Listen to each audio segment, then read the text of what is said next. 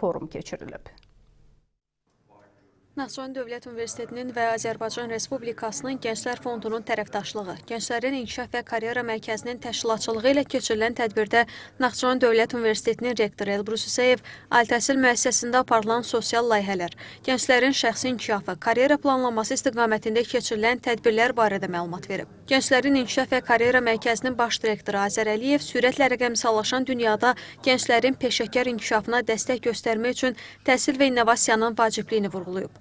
Bildirilib ki, mərkəzin əsas prioritetləri gənclərin inkişafı üçün daha geniş imkanlar yaratmaq, yeni layihələrlə onların fəallığını artırmaq, beynəlxalq və yerli əməkdaşlıqların inkişaf etdirilməsi və texnologiya, təhsil, sahibkarlıq sahələrində yeni fəaliyyətləri həyata keçirməkdir. Forum Təhsil və İnnovasiya, Gənclərin Karyera İnkişafında Yeni Perspektivlər adlı panel müzakirəsi ilə davam edib. Panel müzakirəsində spiker qismində Naxçıvan Muxtar Respublikasının Təhsil Naziri İlxan Nəcəfov, nazir vəzifələrini icra edənlər, Gənclər və İdman Nazirinin müavini Məcid Seyidov, Əmək və Əhalinin Sosial Müdafiəsi Nazirinin müavini Fərid Bağırzadə və Rəqəmsal İnkişaf və Nəqliyyat Nazirinin müavini Rahid Ələkbərli çıxış ediblər. Çıxışlarda təhsil və innovasiyanın gənclərin peşəkar inkişafındakı əhəmiyyəti qeyd edilib, həyata keçirilən layihələrin bu sahədə yaratdığı imkanlar diqqətə çatdırılıb. Forumun davamında gəncləri maraqlandıran suallar cavablandırılıb. Sonda Gənclərin İnkişaf və Karyera Mərkəzi tərəfindən rəsmilərə hədiyyələr təqdim olunub. Bu forumun nəticəsində kifayət qədər təcrübəli və sahəsində peşəkar olan